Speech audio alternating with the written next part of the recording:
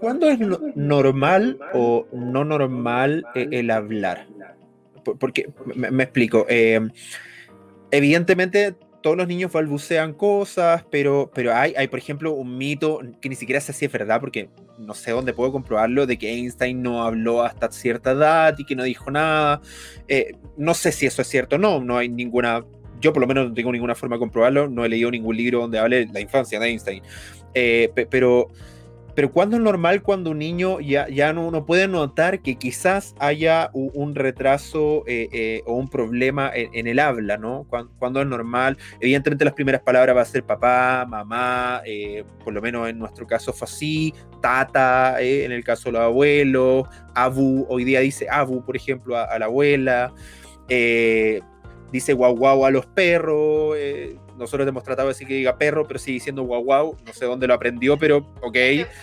No va a decir perro hasta que él sepa decir perro. Sí, dice guau guau y es como, pero un perrito, pero sí, dice guau guau.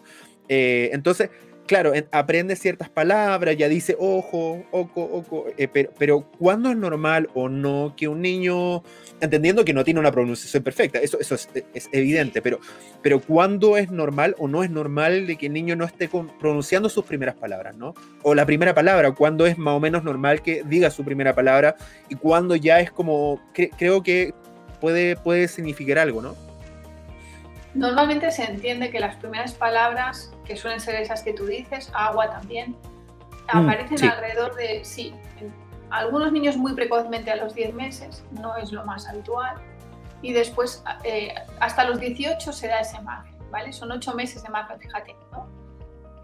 Claro, cuando decimos que un niño habla, está muy bien que me preguntes así, ¿cuándo dices sus primeras palabras? Porque es muy fácil decir cuándo un niño empezó a caminar. Pues hasta puedes poner una fecha. Tal día dio sus primeros pasos y ahí ya, a partir de ahí siguió. Pero ¿cuándo empieza a hablar? ¿Qué es hablar? Definamos hablar. ¿Decir agua es hablar? No, es decir agua, no es hablar, ¿no? Entonces, eso, si el niño llega a los 18 meses y no dice absolutamente nada, debemos consultar. Pero previamente a esto, y más importante, por eso digo que el lenguaje y el habla no es lo mismo, hay una parte muy importante de la comunicación no hablada, no verbal, que se observa enseguida, se observa desde los primeros meses de vida, ¿no? Y hay una cosa muy importante que es lo que se conoce como la mirada compartida, y es que el niño, el bebé muy pequeño, mira al adulto, le sigue con la mirada, y llega un momento en el que cuando el adulto mira a un punto o señala a un punto, el bebé mira a ese punto y después mira al adulto. Eso es fundamental. Si eso está presente, aunque no haya habla clara, es muy tranquilizador. Habría que seguirlo, ¿eh? Pero eso es muy importante. Es muy importante que aparezca este seguimiento de la mirada del otro, ¿no? Porque eso quiere decir que el niño comprende que el otro tiene intereses distintos al suyo y que es capaz de compartirlos. Y eso es muy importante para el desarrollo humano, porque somos seres sociales, como has apuntado antes, ¿no?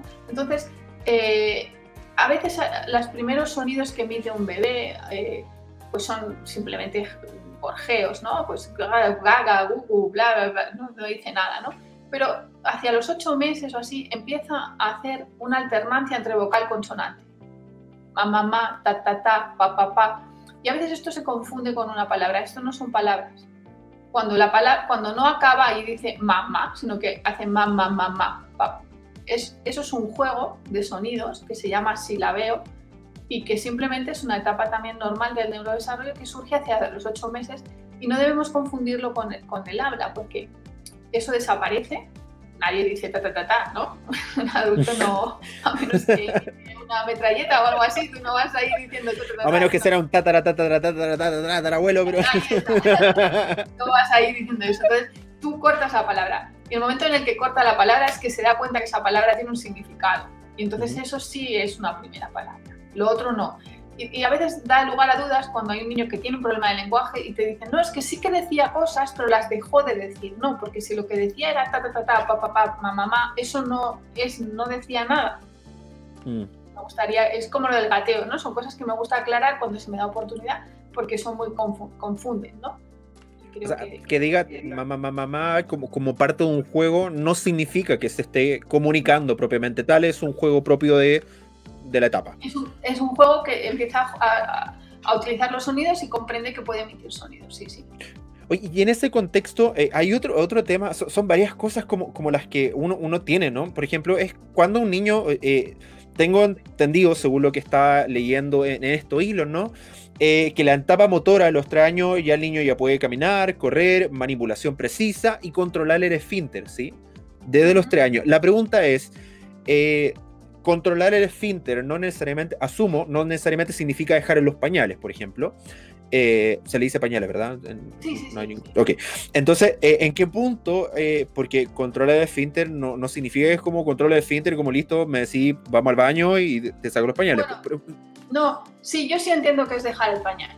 Controlar el esfínter quiere decir que a los 3 años la mayoría de niños ya no necesitan un pañal. Evidentemente se les puede escapar, eso no. Y por la noche soy una de las pediatras que, a menos que haya un problema renal, me da igual que hagan pis por la noche un niño que controla durante el día. Me da igual, simplemente es que duerme muy bien. Qué suerte, no pasa nada.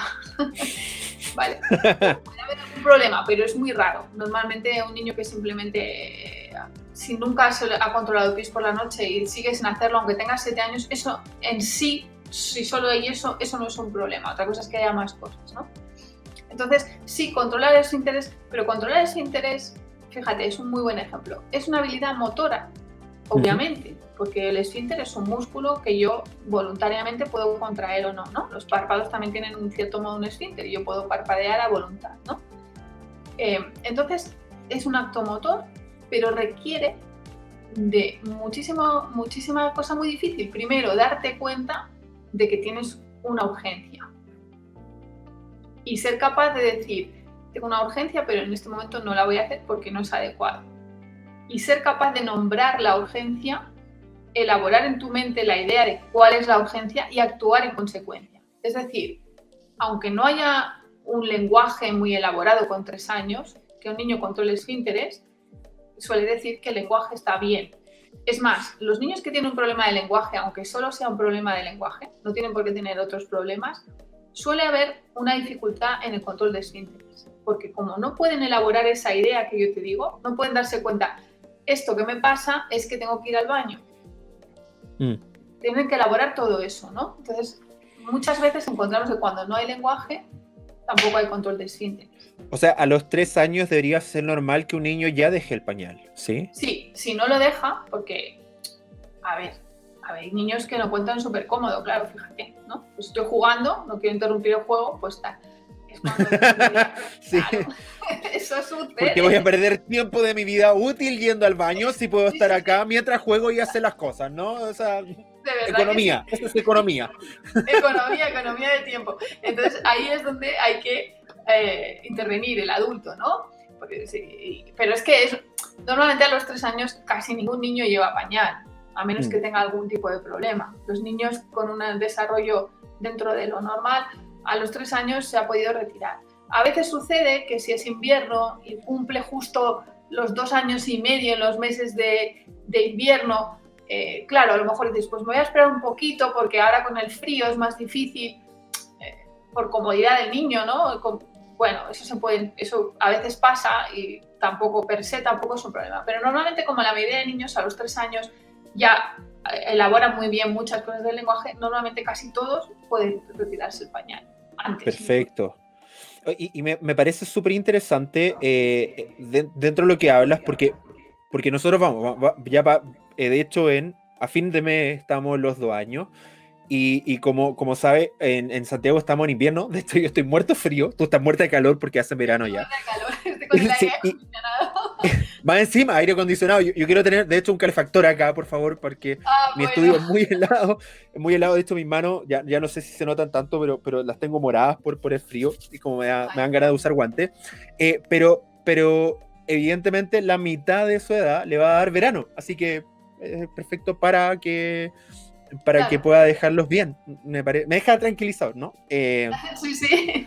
Otra cosa que me parece súper interesante tiene que ver, que no tiene que ver directamente con el neurodesarrollo en esta etapa, ¿no? Tiene que ver con la poda sináptica, que es un temazo de que finalmente nosotros nacemos con muchas neuronas, hay muchas conexiones, pero que esas conexiones y esas finalmente aquello que no utilizamos se va eliminando dentro de este proceso y nos quedamos ya más o menos con un número estable de aquí a largo plazo, con evidentemente una neurogénesis constante, con un cambio constante.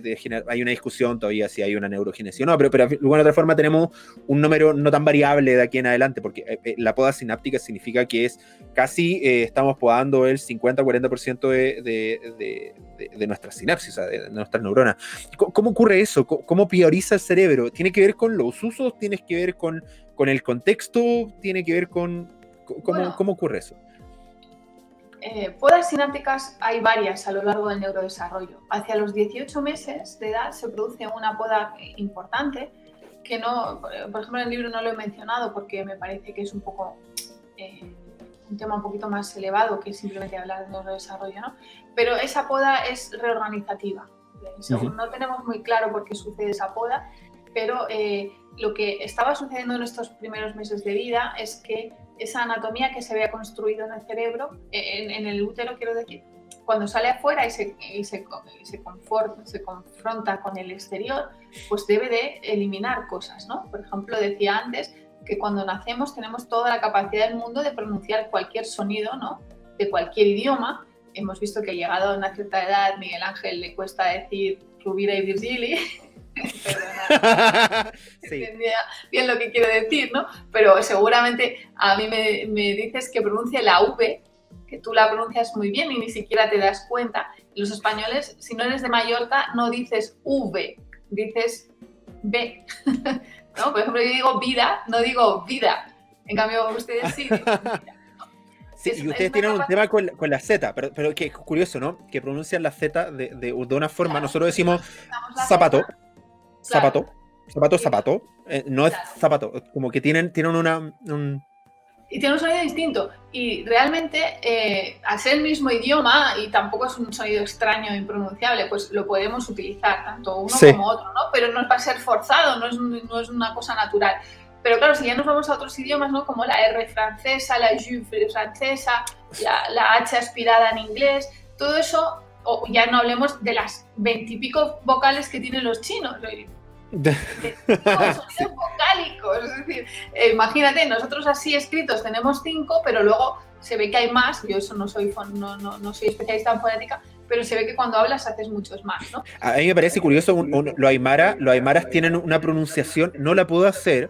Los aymaras, que son un grupo indígena del norte y de Chile por lo menos, y sur de Perú, y tienen una pronunciación que es como de... es muy raro, porque lo hacen como con el paladar, y uno mira y no lo puedo, no lo intenté. Yo tenía un amigo aymara y lo intenté, me explicó con manzanita, y no me dio, y yo le dije, ¿sabes qué? Me da de aquí para acá, pero de ahí no me da, no puedo, no. Tú sufriste una poda a los 18 meses que te quitó la capacidad de pronunciar con el paladar como los aymara. Y seguramente a ellos les quitó la capacidad de pronunciar como un japonés, o a nosotros no. Digo porque asumo que los aymara hablan castellano también. Sí. Entonces para ellos no habla porque tienen dos lenguas, ¿no? Pero cuando no utilizas algo, efectivamente el cerebro, el sistema nervioso, yo digo cerebro, pero me refiero muchas veces a encéfalo, El cerebro como es una sinécdoque, ¿no? Es una figura en la que utilizo la parte por el todo, pero el encéfalo, que está formado por cerebro, cerebelo y tronco, eso que está dentro del cráneo, dentro del hueso, los huesos de la cabeza, ¿no? Pero bueno, básicamente la mayoría de cosas de las que estamos hablando son función sobre todo cerebral. Pues el cerebro necesita ahorrar. Si yo no voy a pronunciar nunca el aymara, porque a cierta edad que yo asumo que ya voy a hablar un idioma, no lo he escuchado, pues ya no soy capaz de distinguir los 28 sonidos vocálicos que tienen los chinos de Manchuria, no sé los de otros sitios, ¿no? No lo necesito, asumo que mi vida ha pasado este tiempo y más adelante lo podré aprender. Pues sí y no. Tú me cuentas que te resulta muy difícil y yo probablemente sea incapaz de diferenciar ese sonido también, ¿no? Entonces, esa es una poda que sucede muy tempranamente, probablemente con esta finalidad, ¿no? Con la de ya estás inmerso en una cultura y empiezas a definirte. Y después, tiene que ver con la optimización de recursos, ¿no? la utilización de recursos Sí, cognitivos, claro. dado el alto gasto energético que tiene nuestro cerebro, y evidentemente lo trata de hacer lo más eficiente para su funcionamiento, ¿no? Exacto, y un poco es lo que decía al principio de los genes. Si yo no voy a producir insulina en este momento porque no la necesito, no voy a estar produciendo insulina tontamente. Pues si yo no necesito pronunciar como hacen los Aymara con el paladar, pues entonces desaparece esa capacidad en mí porque no la necesito, ¿no? Entonces, eso nos entronca con el concepto de plasticidad, ¿no? Por eso los niños más pequeños tienen más facilidad para generar nuevas sinapsis, porque están construyendo esos circuitos. Entonces, es cierto que en cierto periodo de nuestra vida es mucho más fácil aprender más idiomas que más adelante, que no significa que sea imposible, sino que tiene mayor flexibilidad porque es más flexible, ¿no? O sea, perfectamente un niño, no sé, de 3 años, podría escuchar 2 idiomas y potencialmente entenderlo y manejarlo de forma... Hoy se me acaba de olvidar la frase. De forma natural, claro. De hecho, es así. Las personas aymara dominan el aymara y dominan el castellano. Y seguramente son tan lengua madre una como otra. Aunque prefieran, siempre hay una preferencia, ¿no? Al final, siempre hay una preferencia más cuando las lenguas son tan diferentes, como es el caso, ¿no? Cuando son lenguas muy similares, la preferencia es más difícil, pero... ¿no? Entonces, eso sucede porque decíamos que la etapa anatómica es cuando se construye la forma del cerebro, pero ¿cómo vas adquiriendo esas habilidades motoras? Pues las vas adquiriendo porque en esa etapa de los 0 a los 3 años lo que sucede es que se forman lo que llamamos circuitos básicos. Circuitos básicos que son sensoriales, de percepción, y motores, de acción. Y sobre esos circuitos básicos que se van a construir en estos 3 primeros años de vida, es que luego vamos a construir todos los demás, los vamos a afinar, los vamos a hacer cada vez más precisos, porque vamos a coger el ejemplo del idioma, cada vez más el castellano, vamos a dominar cada vez más la forma de hablar y de expresarnos y de entender y de reflexionar en castellano, y vamos a ir eliminando lo que no nos sirve, pero vamos a ir reforzando y mejorando los circuitos que sí nos sirven, ¿no? Y eso es un poco lo que se llama plasticidad. Cuando tú estás construyendo, es mucho más fácil modificar la construcción que cuando la construcción ha acabado, ¿no? Una casa, pues si tú ya le has puesto el yeso a las paredes, pues hombre, siempre puedes cambiar un tabique de lugar, pero no va a ser tan fácil como... Por supuesto. En cambio, si lo estás construyendo en el plano y dices, pues ahora lo voy a cambiar antes de acabar de construir, pues entonces es más sencillo. Y es cierto, concepto de plasticidad. Es cierto que de 1 a 7 años es donde finalmente todo lo que aprendemos de los 1 a los 7 años es que nos define cómo somos como adultos, es parte mito, es parte realidad, tiene de todo un poco.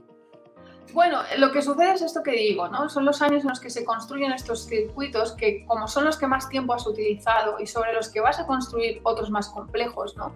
Porque luego sobre estos circuitos tú vas a construir tu personalidad, ¿no? Tus preferencias vitales. Pues si decides ser periodista, vas a tener que aprender unas habilidades y vas a comportarte en el mundo de una forma. Si decides ser médico, otras, maestro, albañil, fontanero, no importa, lo que tú decidas hacer en la vida, vas a ir construyendo esos circuitos cada vez más, ¿no?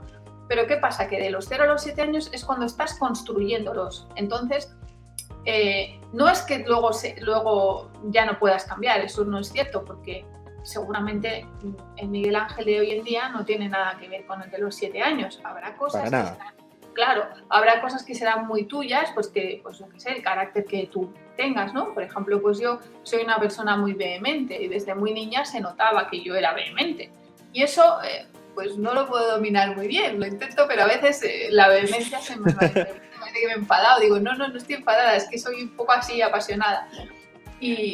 Chocale me pasa lo mismo. Claro, es que te dice, como, pero no te enojes, y es como, no, me emocioné, es como, lo siento. Claro, pero tú eres así, pero ¿lo puedes cambiar? Sí, con la edad, que yo voy teniendo una edad, vas cada vez cambiando eso, ¿no? Y lo mismo pasa pues con las ideas que tú tengas sobre el mundo. Evidentemente la idea que tú tenías sobre el mundo con 7 años no tiene nada que ver con la que tengas ahora, con la que tenías en la adolescencia o con la que vas a tener de más adulto, ¿no? Un anciano o una persona de más edad también se toma las cosas de otro modo porque su experiencia pues le ayuda a hacerlas. Es decir, cambiamos a lo largo de toda nuestra vida, lo que pasa que las habilidades más básicas son más difíciles de cambiar. La forma de caminar, el core de nuestro carácter, que de alguna otra forma se desarrolla, que puede ser modificado a lo largo de nuestra vida, pero que es más complicado que cosas que estamos adquiriendo de forma más fresca, ¿no? Oye, yo tengo una pregunta con respecto, ya que hablamos tanto del lenguaje. En Chile se hizo una modificación y se exigió, en Chile está la prebásica, que son kinder y pre-kinder y kinder, de primero a octavo básico y de primero a cuarto medio, ¿sí? Esos son prebásica, básica, media, y después está la superior, etc. Pero finalmente, antiguamente uno aprendía a leer y a escribir en primero y segundo básico, eso es como, o primero básico era como el foco. Pero hoy día se está exigiendo casi por ley. Creo que siendo sincero, desconozco, no quiero ponerme en un aprieto. Si alguien lo conoce, me lo explica después. Pero tengo entendido que se exige que los niños entren a primero básico ya con la habilidad de escribir y leer. ¿Eso significa generar un estrés excesivo en un niño? ¿Está realmente un niño de 5 o 6 años preparado para leer y escribir? ¿En qué momento? Entendiendo que evidentemente hay un promedio, hay niños que a los 5 años aprenden a leer y escribir y no les ningún estrés, hay niños que a los 7 años les cuesta todavía. ¿Se puede obligar literalmente a un niño de 5 o 6 años? Es como tú tienes que aprender a leer y escribir porque si no puede entrar al primero básico.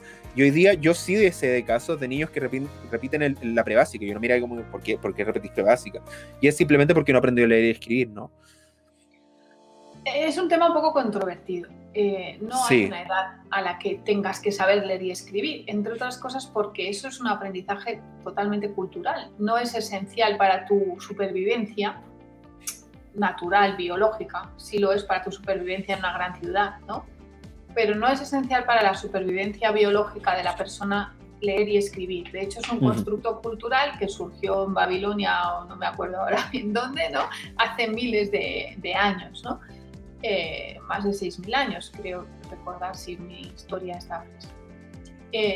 Entonces, ¿qué pasa? Para poder leer y escribir, lo que comentábamos de estos circuitos que se van construyendo, sobre todo en estos 3 primeros años, que si nos fijamos, es cuando más nos crece la cabeza. Porque un recién nacido tiene una cabecita así pequeñita, que a lo mejor mide un perímetro de unos 33 centímetros, y un niño de 3 años mide 50, el perímetro. Y un adulto mide 56. Es decir, de 0 a 3 años te crece unos 16 centímetros el perímetro craneal, 17, y de los 3 años a la edad adulta te crece 5 o 6.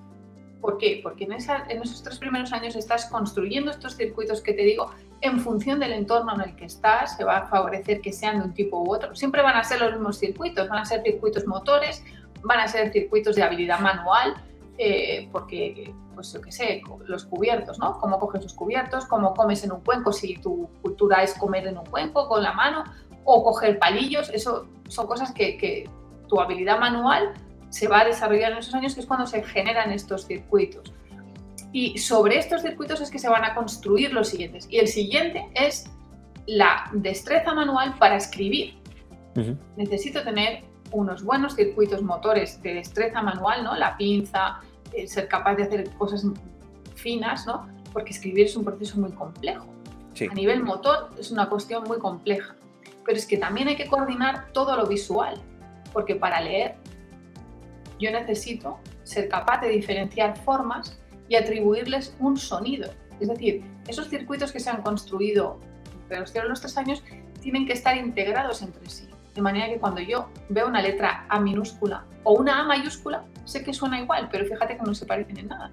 ¿No? Si vemos, por ejemplo, en tu rótulo, Ángel y Silva tienen una A y no se parecen nada. Si yo no sé qué es una A, no, en cambio tú lo lees seguido, no tienes ningún problema.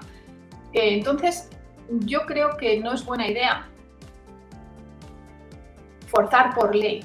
Sí creo que a favorecer tempranamente, no por debajo de los 5 años no estaría de acuerdo nunca, pero sí que creo que si un niño es capaz y se interesa por ello, animarle a que lo haga va a hacer que sea más fluida su lectura y más rápida su facilidad lectora a medida que pasa el tiempo. Es decir, si tú enfrentas muy pronto al niño a las letras, las va a reconocer antes. Eso no significa que le debamos forzar, porque a veces es contraproducente. Si tiene alguna dificultad y no puede, es contraproducente forzarle, porque lo que va a hacer es decir, pues no quiero saber leer, me está suponiendo un estrés que no necesito, ¿no? Entonces, sí que me parece que a los 6, 7 años es una edad en la que esos circuitos ya están maduros y son capaces de albergar las capacidades lectoras y escritoras, pero en aquellos niños que tengan dificultad, pues tampoco creo que la buena idea sea negarles la escolaridad, porque ¿dónde lo van a aprender si no?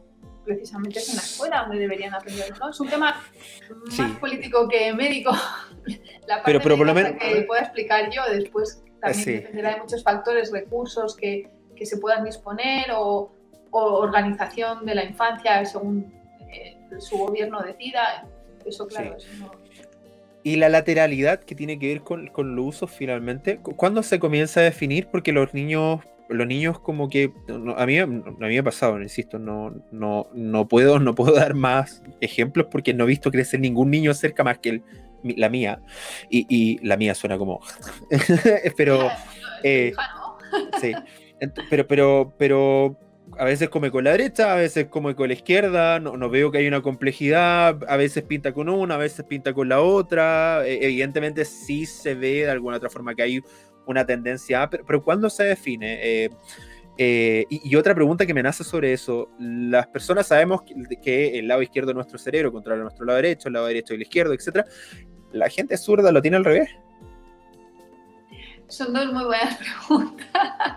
La primera, ser zurdo o diestro es algo también determinado genéticamente, pero el entorno influye, claro que sí.